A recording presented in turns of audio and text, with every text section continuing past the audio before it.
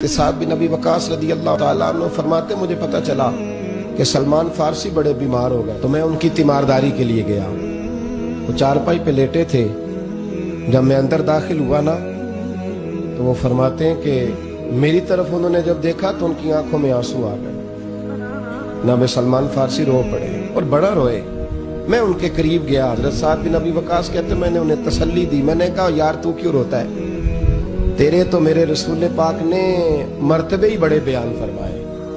حضور نے فرمایا ہے کہ ہر آدمی جنت میں جانے کا شوق رکھتا ہے اور جنت شوق رکھتی ہے کہ میرے اندر علی آ جائے. جنت کا شوق ہے کہ میرے اندر مقداد آ جائے اور جنت کا شوق ہے کہ میرے اندر سلمان فارسی آ جائے. علی، سلمان اور مقداد تو جنت شوق رکھتی ہے کہ آ جائے. اتنا بڑا تو آدمی ہے اور حضور ہمیشہ راضی رہے اور روتے کیوں ہو؟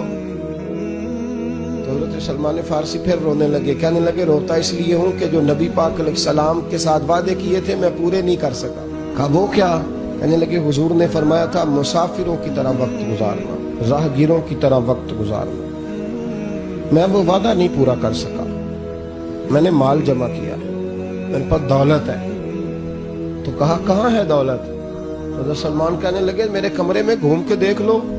کہتے میں نے گھوم کے دیکھا تو 2 تکیے تھے، 2 پیالے تھے پانی پینے کے، ٹوٹی ہوئی چٹائی تھی اور تھوڑے سے برتن تھے. تو میں نے کہا یہ 5-10 دینار کا مال، اس کو آپ دنیا کہہ رہے ہیں؟ سلمان فارسی پھر رو پڑے. کہنے لگے اور کوئی رکھ لیتا تو خیر تھی، مجھے تو نہیں رکھنی چاہیے، میں تو نبی پاک کا غلام ہوں. اور پھر فرمانے لگے 2 تکیے ہیں، ایک سے بھی تو گزارا ہو سکتا تھا. 2 پیالے، ایک سے بھی تو گزارا ہو سکتا تھا.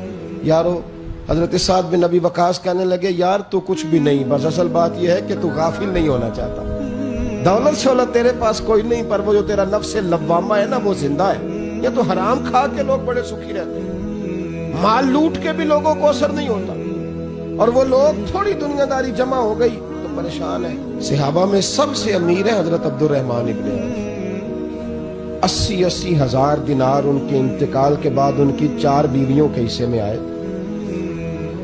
اور ان کی دولت اتنی پاک صاف ہے کہ اللہ کے رسول نے ان کے پیچھے نماز ادا فرمائی ہے.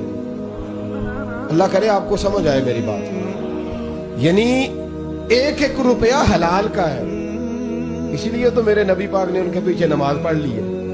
1-1 روپیہ حلال کا.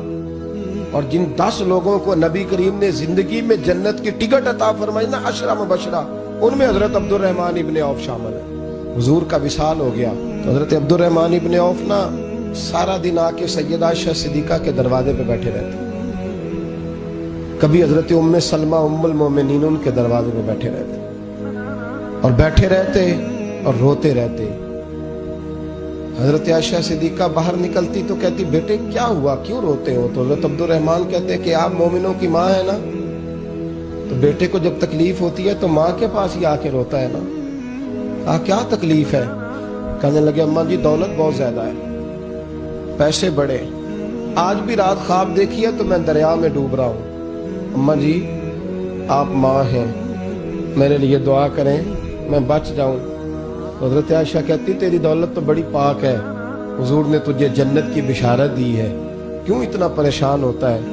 تو عرض کرنے لگے اماں جی ابو بکر مجھ سے افضل تھے پر ان کے کپڑوں کو پیبند لگے رہتے تھے. عمر مجھ سے اچھا تھا پر جب وہ دنیا سے گیا تو اس پر قرضہ تھا. امیر حمزہ مجھ سے بڑے افضل تھے، جب دنیا سے گئے تو کفن کا کپڑا بھی موجود نہیں تھا. تو میں نے اتنی دولت جمع کی ہے، ڈر لگتا ہے غافل نہ کر دے، دولت کہیں قائل نہ کر دے. تو حضرت عائشہ فرماتی جا کے خرچ کر کے آ، جا اس میں سے کچھ خرچ کر کے آ. واپس آتے کہتے 4000 دینار خرچ کر آیا. پھر آ کے روتے، پھر اگلی شام روتے. جناب ام سلمہ حضرت عائشہ ہاتھ اٹھا کے دعا کرتی، کہتی بات صرف اتنی ہے کہ تو غافل نہیں ہونا چاہتا. ہم تجھے دعا دیتی ہیں پر مسئلہ یہ نہیں کہ تیری دولت میں کوئی کمزوری ہے، بات صرف اتنی ہے کہ تو غافل.